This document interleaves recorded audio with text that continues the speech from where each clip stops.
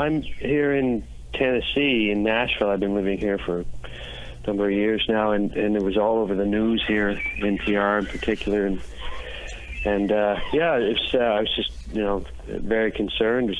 I know a lot of people. I have a lot of relatives and family that are out there, so I was just kind of waiting to hear if everybody was okay and if they lost their homes. And fortunately, I haven't heard that anybody that I know closely has lost anything, or that people are moving back. So, but I've heard that a lot of places are burned and people are out of places to live and have lost everything. So, yeah, just very sad news, very sad news. And I've traveled through the West. I've been there before when there's been fires in that area, and it's been this similar situation. Whole communities have been uprooted. It's just not a good thing. Jimmy, we've had a few of the performers on the show that are taking part in the benefit concert. Kind of interesting to see from, your point, why it was important for you and the Rankin family to sign on for this benefit show. It's a cause that's close to my heart. As I said, I have a lot of relatives there and close relatives that live there, and just the simple fact that people have lost everything and have lost their homes and everything. So it's really a very important cause to be involved in. And when it first happened, I'm all the way down here in the South and in the States, so I was trying to think of something that I could do, and with a little encouragement for people to get involved or through my Facebook and things like that. But I've been through Fort McMurray many times over the years, since the early 1990s, with my family and as a solo act, and I've always loved playing there. I've always been received very warmly, not just by East Coasters, but by people who were from other places in Canada and around the world. So I feel it's very important. It's very close to me, very close to my heart, that I am able to contribute in some small fashion. So we got the band back together. Cookie and Heather are coming out, and we're going to do some songs, play some Rankin family material, and hopefully it'll resonate with people. And just I think it's going to be a good night anyway. It's not going to be a mourning cause. It's going to be a cause of celebration, rebuilding. And I think it's going to be, I was looking at the lineup. It's amazing, the acts that are going to be there that night. It's just going to be an incredible night.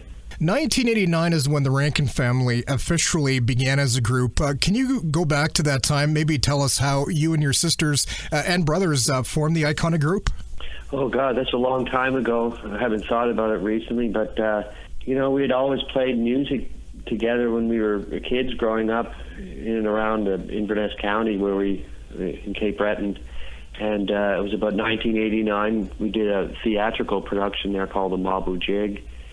And we made a record that year and made it independently and essentially, distributed it independently and did everything from grassroots, and then eventually signed up with a record deal in the early 90s and with a record company. It was EMI at the time.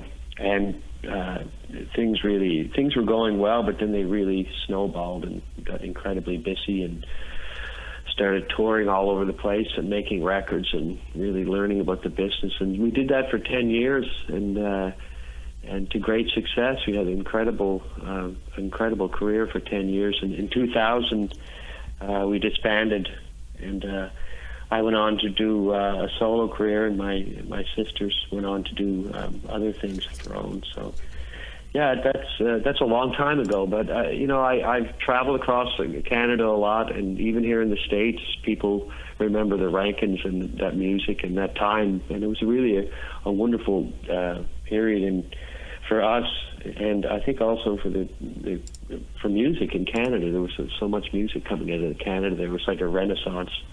Back in 2001, you did go solo. You released Follow Her Around, which one of my favorite songs. Your recent songs, Cool Car, Whiskey, When the Sun Goes Down.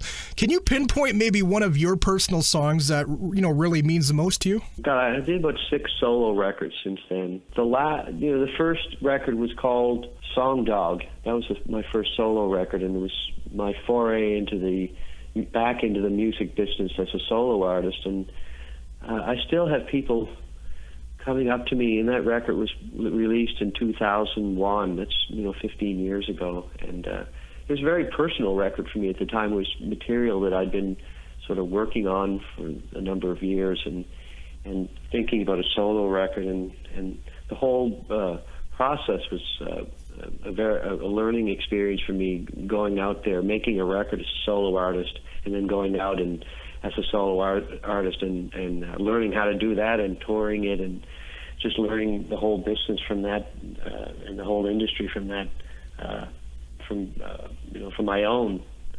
And so that record, I still have people who come up to me and comment about songs and want to hear those songs, like Followed Her Around and Midnight Angel and those songs. And I think there's something on every record that I look back to, and I still sing a lot of those songs in my concerts. I go back to them from time to time. But my last couple of solo records, I started getting a bit more, going down more of a country road. And the first one I did, I released it about 4 or 5 years ago. It's called Forget About the World. And there's a song in there I wrote with a friend of mine. She's here in Nashville, Canadian, Patricia Conroy, and it was sort of the start of a great writing relationship. And we've written tons of songs since then, but a song called Here in My Heart that I'm thinking about doing for that show. And that's another song, that's a single that sort of rebooted my career in that record. And it's a song that people always comment on and ask for. And it's a song that came very quickly, was very easily written. And so maybe there, and then that one, and then there's other songs, and there's always a couple of songs in the records that stick out with me, but that one sort of jumps out at me.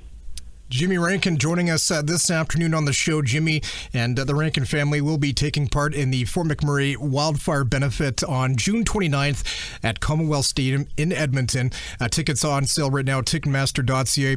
Jimmy, what do you have on the go this summer? I'm here in Nashville right now, and generally we go up to Canada for the summer because I have a house in Cape Breton, and hang out there and work out of there, and just to hang out with family. And I'm thinking about other projects, other records, maybe a record. Thinking about a record with Cookie and Heather, Rankin record, perhaps a Christmas project and a tour, and maybe television special. We'll see. And also a solo record, and just various new projects that I'm thinking about doing. So I'm by no means resting on my laurels.